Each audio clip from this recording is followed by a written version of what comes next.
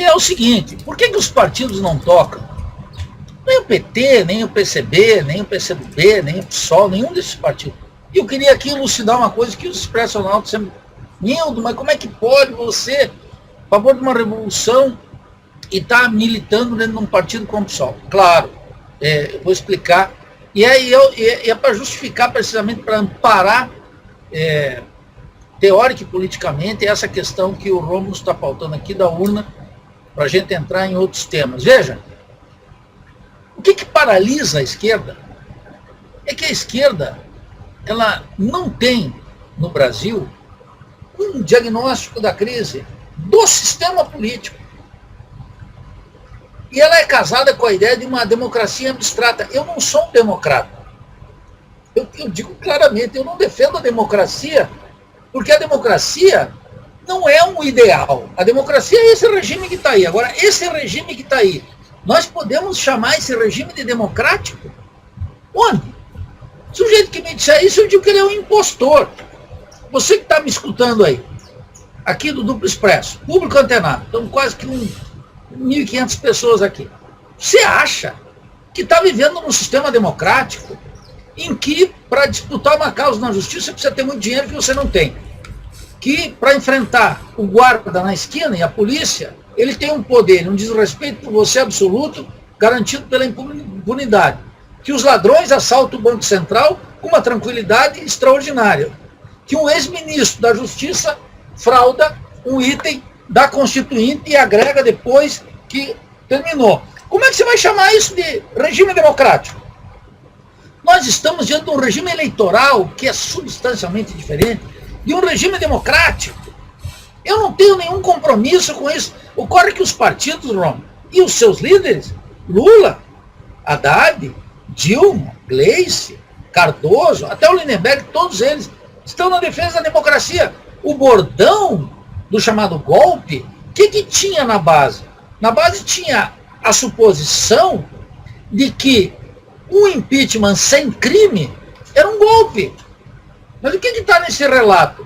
Nesse relato está a ideia de que a democracia tem que funcionar de maneira ideal.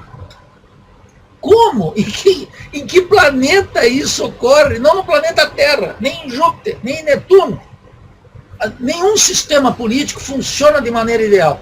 A esquerda brasileira é casada com a democracia em abstrato e é incapaz de reconhecer sequer aquilo que um liberal mais ou menos lúcido poderia chamar as imperfeições do sistema.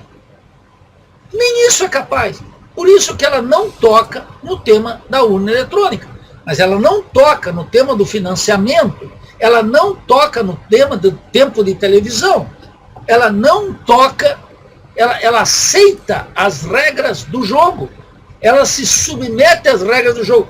E ela legitima as regras do jogo. E ao fazê-lo, ela legitima o sistema político. Ela legitima o sistema político. E ao legitimar o sistema político, ela legitima a ordem burguesa constituída. Nós, o que temos que fazer? Isso é incompatível com participar das eleições? Não. Nós participamos das eleições e todos devemos participar. Qual é o discurso político que nós devemos fazer? É aí que reside a discussão. Vamos lá, para disputar o lugar do bom moço da ocasião? O que nós vamos fazer nessa disputa? Vamos aparecer como o bonitinho, o rapazinho mais arrumadinho para disputar o senso comum da classe média? Não tocar o leão com a vara curta? Não tocar aquilo que é essencial, cujo objetivo, não estratégico, mas um objetivo mais mesquinho, ganhar a condição de vereador, ganhar a condição de prefeito, ou ganhar a condição de governador, e eu coloco, ganhar a presidência da República. Eu escuto muita gente dizer qualquer coisa para tirar do Bolsonaro. Olha, isso é de uma baixeza completa, por mais asqueroso, indesejável, criminoso, e todos os adjetivos que você queira destinar ao proto-fascista. O problema é que uma crítica efetivamente realista ao sistema implica em que a esquerda tem que dizer questões tão elementares como essa. Esse não é um sistema democrático. ainda que possa ter eleito o teu presidentinho do coração. O sujeito tem que deixar de ser idiota. Em poucas palavras, em palavras duras, porque essas ilusões no sistema estão consumindo a riqueza do Brasil e o futuro de gerações. Em nome de quê?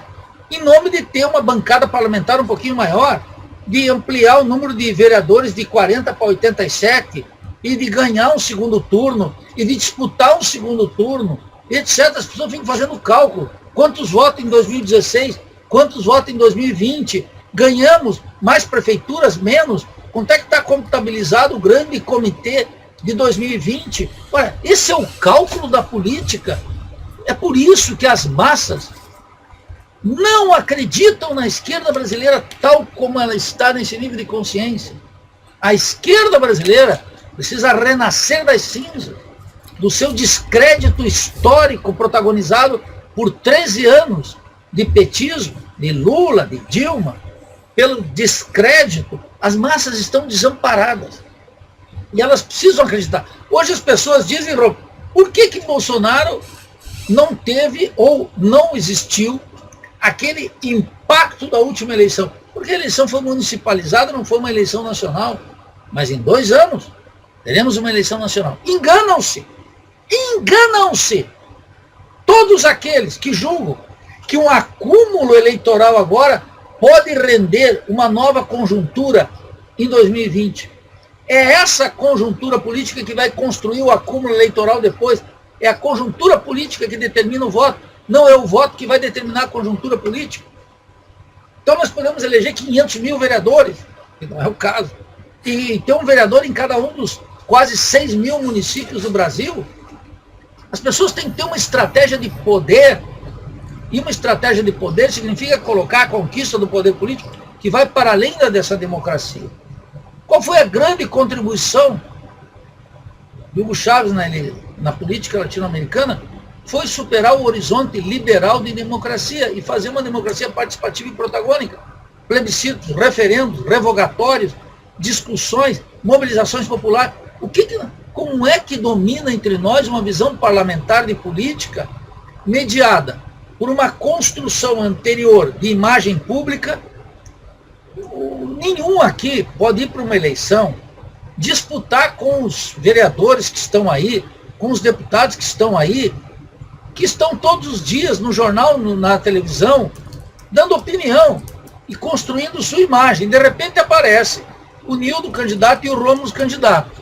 E nós vamos ter 15 segundos. Francamente, gente, a pessoa tem que fazer cálculo do que está sendo discutido. E tem que ter uma discussão pesada, forte, uma discussão com conteúdo. E o que eu proponho não é que vamos sair daqui, vamos começar a armar o povo, vamos para a montanha.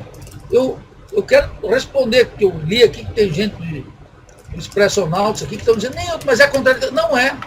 Eu lembro que quando o Frei Beto saiu do governo, ele publicou um livro chamado Mosca Azul. E vocês sabem, eu detesto política na religião. Detesto. Pode ser Frei Beto, Leonardo Boff, Malafaia, religiões já. Não confundam as coisas. Não defendo alguém porque é católico, negro, preto, lésbica, mulher, trabalhador, camponês. Não é isso. Isso não tem importância. Então ele dizia, ou nós, esse era assim, Frei Beto anunciava a coisa, ou nós, o PT e a esquerda, se reconecta com os movimentos sociais, ou temos que ir para a montanha. É falso isso, é um sofisma. Nós temos que atuar nas regras da democracia contra a democracia.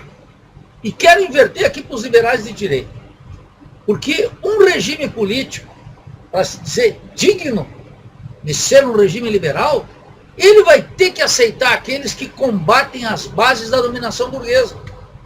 Porque a única forma de a dominação burguesa democrática sustentar a sua superioridade é derrotar, nisso que se chama o debate público, aqueles que querem conspirar contra o sistema como eu.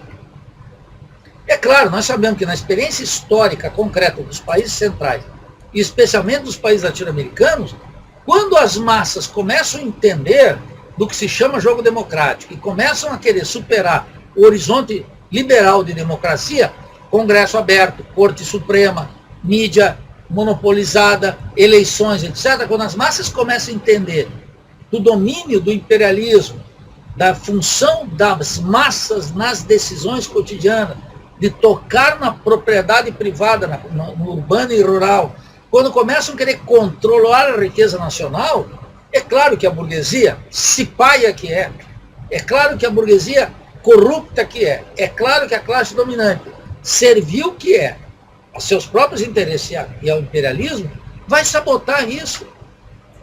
Com toda a história latino-americana, de ditaduras, terrorismos de Estado, matança seletiva, como é que a esquerda no continente acredita no que ela divulga como regras democráticas?